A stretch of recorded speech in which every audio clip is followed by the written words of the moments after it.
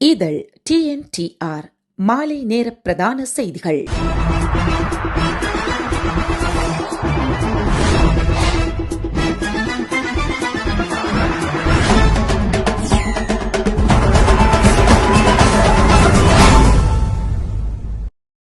மட்டக்களப்பில் 5 படுகொலைகளுடன் தொடர்புடைய குற்றச்சாட்டில் பிள்ளையான் உட்பட 3 விளக்கமறியலில் வைக்குமாறு நீதவான் உத்தரவிட்டுள்ளார். மட்டக்களப்பில் போலீஸ் உத்தியோகத்தர் வர்த்தகர் கட்சி உறுப்பினர் படுகொலை மற்றும் கிழக்கு பல்கலைக்கழக முன்னாள் உபவேந்தர் பேராசிரியர் சிவசுப்பிரமணியம் ரவீந்திரநாத் கடத்தல் உள்ளிட்ட 5 மனித கொலைகள் தொடர்பிலேயே இவர்கள் விளக்கமறியலில் வைக்கப்பட்டுள்ளனர். கைது செய்யப்பட்டுள்ள தமிழ் மக்கள் விடுதலை புலிகள் கட்சியின் தலைவரும் முன்னாள் இராஜாங்க அமைச்சருமான பிள்ளையான் என அழைக்கப்படும் சி. சந்திரகாந்தன் மற்றும் இராணுவ புலனாய்வு பிரிவின் தகவலாளிகளான முகமட் சிபான், முகமட் சஹீத் ஆகிய 3 எதிர்வரும் ஜூன் 30 வரை விளக்கமறியலில் வைக்குமாறு மட்டக்களப்பு நீதவான் நீதிமன்றம் உத்தரவிட்டுள்ளது.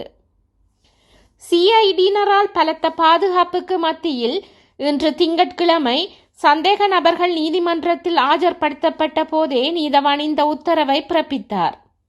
2025 ஏப்ரல் 7 அன்று பிள்ளையான் கைது செய்யப்பட்டதை தொடர்ந்து அவர் வழங்கிய தகவல்களின் அடிப்படையில் ஏனைய சந்தேக நபர்கள் கைது செய்யப்பட்டனர்.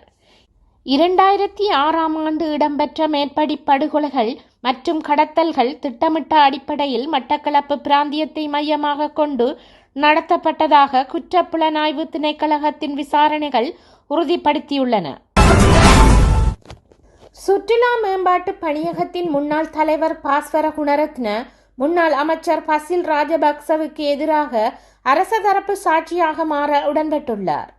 2014 ஆண்டு ஊவா மாகாண சபை தேர்தலின் போது சுற்றுலா மேம்பாட்டுக்காக ஒதுக்கப்பட்ட சுமார் 7.8 மில்லியன் ரூபாய் நிதியை பயன்படுத்தி அரசியல் ரீதியான டி-ஷர்ட்கள் அச்சிடப்பட்டு விநியோகிக்கப்பட்டதற்காக குற்றஞ்சாட்டப்பட்டுள்ளது. குற்றம் சாட்டப்பட்டவர்கள் முன்னாள் அமைச்சர் பசில் ராஜபக்ச, சுற்றுலா ஊக்குவிப்பு பணியகத்தின் முன்னாள் தலைவர் பாஸ்வர குணரத்ன மற்றும் அதன் முகாமைத்துவ பணிப்பாளர் ரூமி ஜவுஹர் ஆகியோர் இந்த வழக்கில் பிரதான சந்தேக நபர்களாக பெயரிடப்பட்டுள்ளனர். பொது சொத்துக்கள் சட்டத்தின் கீழ் கைது செய்யப்படவிருந்த இவர்கள் தலைமறைவாகியுள்ளனர். சிஐடி அதிகாரிகள் இவர்களை தேடி வருவதுடன் வெளிநாடு செல்ல தடையும் விதிக்கப்பட்டுள்ளது. தற்போது வெளிநாட்டில் இருக்கும் முன்னாள் அமைச்சர் பசில் ராஜபக்சவை கைது செய்ய நீதவான் பசன் அமரசேன ஏற்கனவே பிடியாணை பிறப்பித்துள்ளார். அவருக்கு எதிராக சர்வதேச அளவில் அழைப்பாணை விடுக்க வேண்டுமாயின் அதற்கான சுயவிவர வாக்குமூலத்தை நீதிமன்றத்தில் சமர்ப்பிக்குமாறு குற்றப்புலனாய்வு திணைக்களகத்துக்கு நீதவான் உத்தரவிட்டுள்ளார். குற்றவியல் நடைமுறை சட்டக்கோவையின் 127வது பிரிவின் கீழ் பாஸ்வர குணரத்ன நீதவானிடம் வழங்கிய இரகசிய வாக்குமூலத்தை அடுத்து அவரை அரச சாட்சியாக நீதிமன்றம் ஏற்றுக்கொண்டுள்ளது. விளக்கமறியலில் வைக்கப்பட்டிருந்த இவரை 100,000 ரூபாய் ரொக்க பிணையிலும் தலா 10 மில்லியன் ரூபாய் பெறுமதியான 2 சரீர பிணைகளிலும் விடுவிக்க நீதிமன்றம் உத்தரவிட்டுள்ளது. இந்த வழக்கில் சுற்றுலா மேம்பாட்டு பணியகத்தின் முன்னாள் முகாமைத்துவ பணிப்பாளரான ரூமி ஜவுஹர் என்பவரை ஜூன் 17 வரை தொடர்ந்து விளக்கமறியலில் வைக்குமாறு நீதவான் உத்தரவிட்டுள்ளார். இந்த வழக்கில் தொடர்புடைய சந்தேக நபர்கள் அனைவரும் வெளிநாடுகளுக்கு தப்பிச் செல்வதை தடுக்கும் வகையில் பயணத்தடை விதிக்கப்பட்டுள்ளது. இது குறித்த உத்தரவு குடிவரவு மற்றும் குடியகல்வு திணைக்களகத்துக்கு அனுப்பப்பட்டுள்ளது. இவ்வழக்கின் அடுத்த கட்ட நீதிமன்ற விசாரணை ஜூன் 17 அன்று நடைபெற உள்ளது.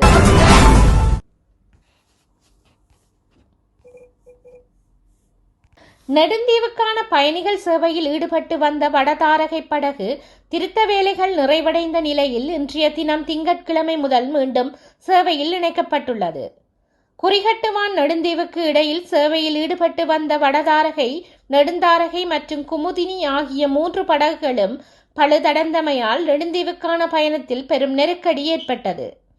அந்நிலையில் குறித்த படகுகளை துரிதமாக திருத்தி மீண்டும் சேவையில் ஈடுபடுத்த நடவடிக்கைகள் மேற்கொள்ளப்பட்டு வந்தன. அதில் வடதாரகையின் திருத்தப் பணிகள் நிறைவடைந்த நிலையில் இன்று முதல் பயணிகள் சேவையில் ஈடுபடுத்தப்பட்டுள்ளது. அதேவேளை நெடுந்தாரகை படகு தற்போது காங்கேசன் துறைமுகத்தில் திருத்தப் பணிகளில் ஈடுபடுத்தப்பட்டுள்ளது. அதன் பணிகள் நிறைவடைந்தவுடன் அந்த படகும் விரைவில் மீண்டும் சேவையில் இணைக்கப்படும். மேலும் குமுதினி படகு இயந்திர கோளாறு காரணமாக சேவையிலிருந்து விலக்கப்பட்டிருந்த நிலையில் தற்போது அதன் இயந்திர திருத்த பணிகள் நடைபெற்று வருகின்றன. திருத்தப் பணிகள் நிறைவடைந்தவுடன் குமுதினி படகும் மக்களின் பயன்பாட்டிற்காக மீண்டும் சேவையில் இணைக்கப்படும் என தெரிவிக்கப்பட்டுள்ளது. நோர்வே நாட்டு இளவரசியின் மகனுக்கு 4 ஆண்டுகள் சிறை தண்டனை விதிக்கப்பட்டுள்ளது. நோர்வே நாட்டின் பட்டத்து இளவரசியான மெட்மரி வயது 52, இளவரசியின் மகன் மொரிஸ் போர்கோபி 29 வயதுடையவர். இளவரசியின் மகனான ஹோபி மீது 40 குற்றச்சாட்டுகள் உள்ளன. அவற்றில் 2 வன்புணர்வு குற்றச்சாட்டுகள், ஒரு குடும்ப வன்முறை குற்றச்சாட்டு உட்பட 34 குற்றச்சாட்டுகளில் ஹோபி குற்றவாளி என தற்போது உறுதி செய்யப்பட்டுள்ளது. அரசு சட்டத்தரணிகள் ஹோபிக்கு 7 ஆண்டுகள் 7 மாதங்கள் சிறை தண்டனை கோரியிருந்தார்கள். ஆனால் ஹோபிக்கு 4 ஆண்டுகள் சிறை தண்டனை விதிக்கப்பட்டுள்ளது. ஹோபி தன் மீதான குற்றச்சாட்டுகளுக்கு தொடர்ந்து மறுப்பு தெரிவித்து வரும் நிலையில் அவர் தனக்கு விதிக்கப்பட்டுள்ள தண்டனையை எதிர்த்து மேல்முறையீடு செய்யக்கூடும் என எதிர்பார்க்கப்படுகிறது. பெண்ணை கடத்தி சித்திரவதை செய்த குற்றச்சாட்டில் இங்கிலாந்து நீதிமன்றம் இந்திய பிரஜைக்கு 34 ஆண்டுகள் சிறை தண்டனை விதித்துள்ளது. லண்டன் வான்ஸ்வர்த் பகுதியில் வசித்து வந்த இந்திய வம்சாவளியான ககன்தீப் சிங் வயது 34 எனும் நபருக்கு மேற்படி தண்டனை வழங்கப்பட்டுள்ளது. கடந்த 2024ஆம் ஆண்டு ஜூன் மாதம் தாய்லாந்தில் இருந்து இங்கிலாந்திற்கு மர்மமான பொருட்கள் அடங்கிய பயணப்பெட்டியை கொண்டு வருமாறு 24 வயது இளம்பெண் ஒருவரிடம் கேட்கப்பட்டது. அதற்கு அவர் மறுப்பு தெரிவித்த நிலையில் பர்மிங்ஹாம் விமான நிலையம் வந்திறங்கிய பெண்ணை முகமூடி அணிந்த கும்பல் காரில் கடத்திச் சென்றது. மேற்கு லண்டனில் ஹென்வெல் பகுதியில் உள்ள ஒரு வீட்டிற்கு கொண்டு செல்லப்பட்ட அந்த பெண் ஒரு நாளுக்கும் மேலாக சிறை வைக்கப்பட்டு கொடூரமான முறையில் தாக்கப்பட்டார். பெண்ணை நிர்வாணப்படுத்தியும் சாட்டையால் அடித்தும் உடலில் சூடு வைத்தும் சித்திரவதை செய்ததோடு ககன்தீப் சிங் என்பவர் 2 முறை அந்த பெண்ணை பாலியல் பலாத்காரம் செய்துள்ளார். மிரட்டலுக்கு அஞ்சாமல் அந்த பெண் தனது தாயிடம் இது குறித்து தெரிவித்தார். போலீசார் நடத்திய சோதனையில் பெண்ணின் உடையில் இருந்த 10 லட்சம் பேரில் ஒருவருக்கு மட்டுமே பொருந்தக்கூடிய மரபணு தடயங்கள் மூலம் ககன்தீப் சிங் பிடிபட்டார். ஏற்கனவே வேறொரு வழக்கு தொடர்பாக சிறையில் இருந்த நிலையில் இந்த கொடூர சம்பவத்திற்காக லண்டன் ஜல்வர்த் கிரவுன் நீதிமன்றம் அவருக்கு 34 ஆண்டுகள் சிறை தண்டனை விதித்து தீர்ப்பளித்துள்ளது. மேலும் சந்தேக நபர் தண்டனை காலம் முடிந்த பிறகு அவர் மீண்டும் இங்கிலாந்துக்குள் நுழைய முடியாதவாறு இந்தியாவிற்கு நாடு கடத்தப்படுவார் என்றும் நீதிமன்றம் உத்தரவிட்டுள்ளதாகவும் கூறப்படுகின்றது. இத்துடன் இதில் TNTR மாலை நேர பிரதான செய்திகள் நிறைவு பெறுகின்றன.